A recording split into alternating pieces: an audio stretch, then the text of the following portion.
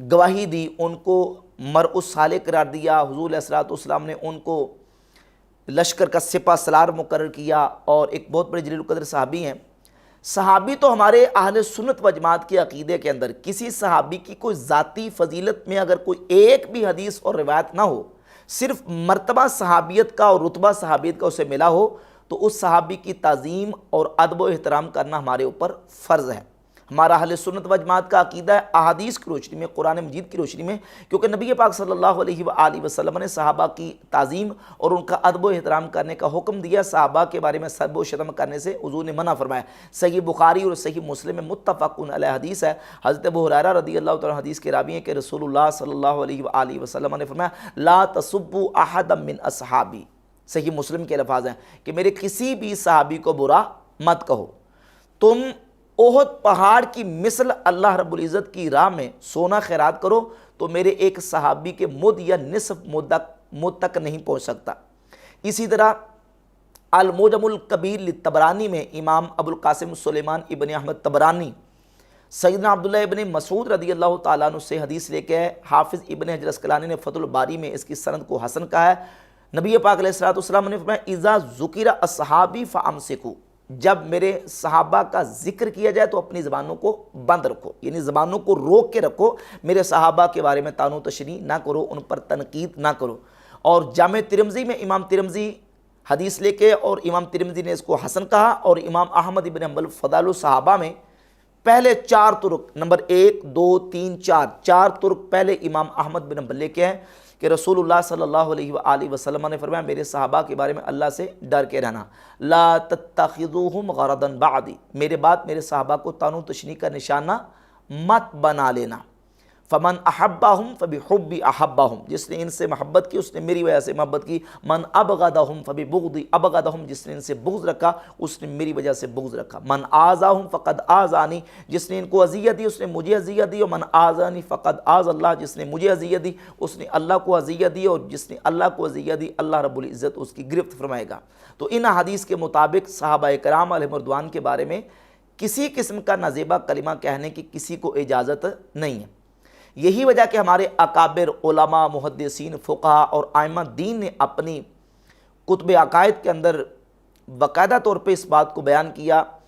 امام ابو جعفر محمد ابن سلامہ الطحاوی المتوفی 321 ہجری اپنی کتاب العقیدۃ الطحاویہ کے صفحہ 79 پہ لکھتے ہیں وَنُحِبُّ أَصْحَابَ رسول اللہ صلی اللہ علیہ وآلہ وسلم وَلَا نُفْرِطُ فِي حُبِّ أَحَدٍ مِّنْهُمْ، ہم حضور کے سارے صحابہ سے محبت کرتے ہیں اور کسی صحابی کی محبت میں حد سے تجاوز نہیں کرتے، وَلَا نَتَبَرَّأُ مِنْ أَحَدٍ مِّنْهُمْ، اور کسی صحابی سے ہم براءت و بیزاری کا اظہار نہیں کرتے، وَلَا بِغَيْرِ الْحَقِّ نَذْكُرُهُمْ، اور ہم صحابہ کا ذکر نہ حق نہیں کرتے، وَلَا نَذْكُرُهُمْ إِلَّا بِخَيْرٍ، اور ہم صحابہ کا ذکر سوائے بلائی کے نہیں کرتے، وَنَرَا حُبَّهُمْ دِينًا وَإِيمَانًا وَإِحْسَانًا، صحابہ کی محبت ہمارا دین ایمان اور احسان ہے، وَبُغْضَهُمْ كُفْرًا وَنِفَاقًا وَطُغْيَانًا، اور صحابہ کا بغض کفر منافقت اور سرکشی ہے۔ امام شمس الائمہ سرخسی رحمۃ اللہ تعالی علیہ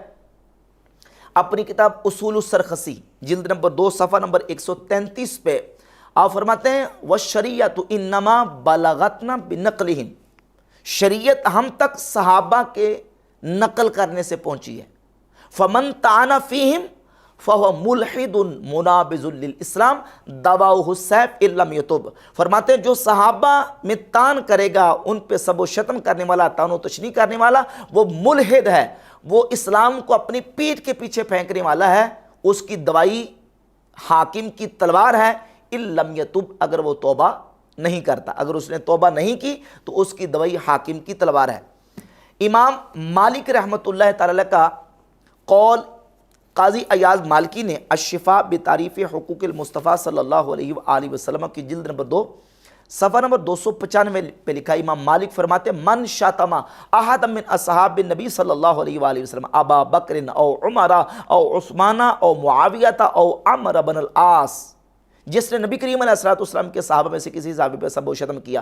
ابو بکر صدیق، عمر فاروق، عثمان غنی، حضرت معاویہ، حضرت عمرو بن العاص، ان میں سے کسی پر امام مالک کا موقف یہ ہے فَإِنْ قَالَ كَانُوا عَلَى ضَلَالٍ وَكُفْرٍ قُتِلَ، اگر وہ یہ کہہ کہ ان پہ سب و شتم کرے کہ یہ نعوذ باللہ یہ کافر تھے یا یہ گمراہ تھے، تو امام مالک کہتے ہیں اس کو حاکم وقت قتل کرے گا۔ وَإِنْ شَتَمَهُمْ بِغَيْرِ هَذَا مِن مُشَاتَمَةِ النَّاسِ نُقِّلَ نَقَالًا شَدِيدًا، اور اگر جس طرح لوگ ایک دوسرے کو برا کہتے ہیں، گالی دیتے ہیں، اس طریقے سے ان صحابہ کو برا کہے گا یا گالی دے گا تو اس کو پھر بھی سخت سزا دی جائے گی۔ یہ امام مالک رحمۃ اللہ کا موقف ہے۔ امام ابو زرع رازی المتوفی 281 ہجری، بہت بڑے محدث اور امام، ان کا قول حافظ ابن حجر اسقلانی نے الاصابہ فی تمییز صحابہ کی پہلی جلد صفحہ نمبر 10 پہ،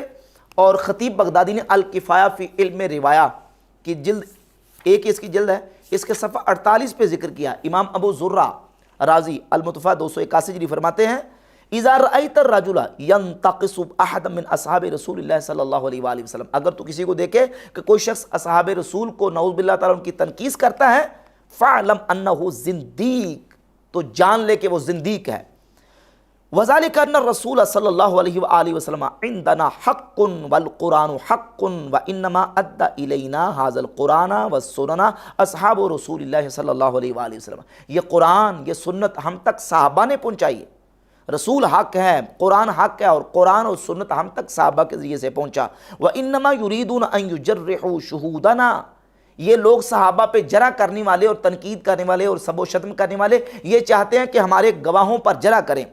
لِيُبْطِلُوا الْكِتَابَ وَالسُّنَّةَ، تاکہ کتاب و سنت کو باطل قرار دیں، وَالْجَرْحُ بِهِمْ أَوْلَى وَهُمْ زَنَادِقَةٌ، فرماتے ہیں کہ ان پر جرح کرنا اولا ہے، اور یہ زندیق ہیں جو صحابہ کرام رضی اللہ تعالیٰ عنہ پر نعوذ باللہ تعالیٰ سب و شتم کرتے ہیں۔ تو اہل سنت کا تو یہ عقیدہ بالکل واضح ہے، نبی کریم علیہ السلام کے صحابہ میں سے کسی صحابی پہ سب و شتم کرنے والا سنی ہو سکتا نہیں۔ اب مفتی حنیف قریشی سے جو جملہ خطأً سرزد ہوا، میں نے عرض کیا سیاق کلام یہ بتاتا ہے، پھر کلمہ شریف پڑھ کے انہوں نے یہ کہا کہ مجھے مرتے وقت کلمہ شریف نصیب نہ ہو، اگر میرے تصور میں بھی یہ جملہ کہتے ہوئے حضرت عمر بن العاص رضی اللہ تعالیٰ کا خیال ہو، میں تو عمر بن سعد کہنا چاہتا تھا لیکن میری زبان سے غلطی سے عمر ابن العاص صحابی کا نام نکل گیا، اور اس پر بھی انہوں نے پھر توبہ اور رجوع کی، چونکہ جس طرح